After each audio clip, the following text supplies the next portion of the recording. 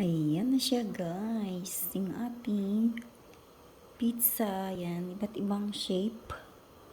Ito ay mini pizza.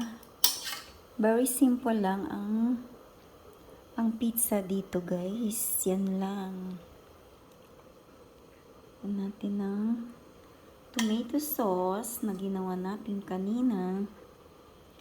Yan, this is homemade tomato sauce. Ayan, yung ginawa natin.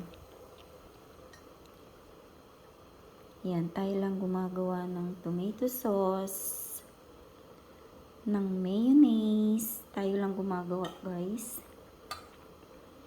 Kasi ayaw ng amo ko na gusto niya lang, simple. Yung homemade ang gusto niya kasi gusto niya all naturals. Yan lang.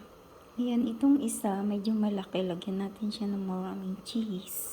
Without tomato sauce. Yan, marami tayo nilagay. Ayan, it's done. My mini pizza. Ayan. Yan na siya guys. Yung isa may potato. Ayan, yung mga sa bata.